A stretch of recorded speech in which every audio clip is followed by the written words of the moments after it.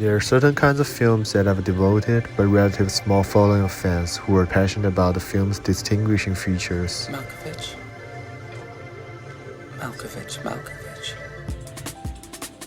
Malkovich. Cult films, which have unconventional storylines, non-mainstream aesthetics, or controversial subject matter that gains a niche but loyal audience over time.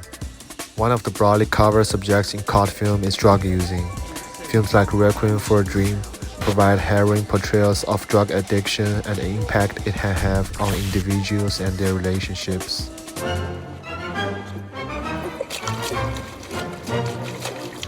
Trainspotting is a cult film released in 1996, directed by Danny Boyle and based on the novel of the same name.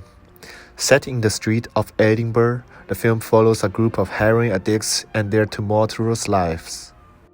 The film resonated with the audience with its portrayal of disillusioned youth, rebellion against societal norms, and the search for identity and purpose.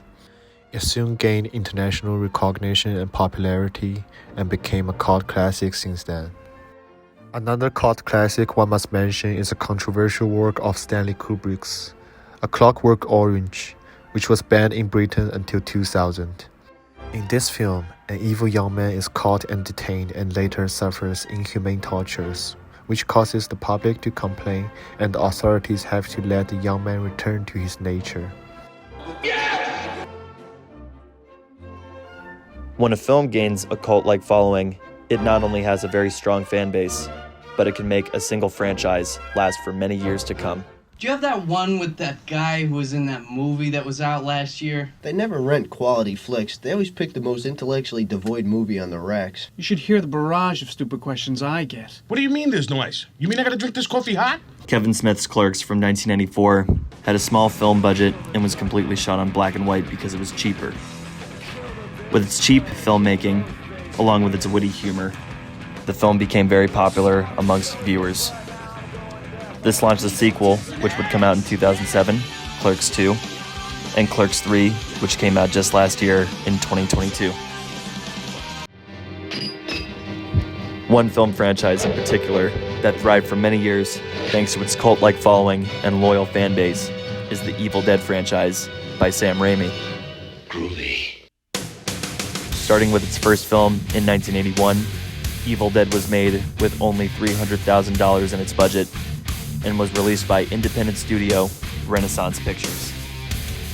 The film became so successful amongst fans that Raimi would later go on to direct Evil Dead 2 and Evil Dead 3 Army of Darkness, which was picked up by Universal Studios. This is my boomstick! In 2013, the franchise would have a resurgence in popularity and would go on to make another movie. Why don't you come down here so I can suck your cock, pretty boy?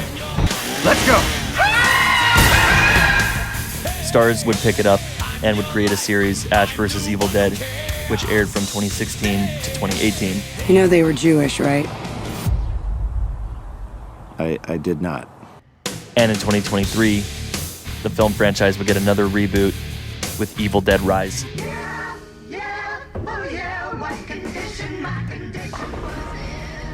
The Big Lebowski is a 1998 film directed by Joel and Ethan Coen after their success in Fargo.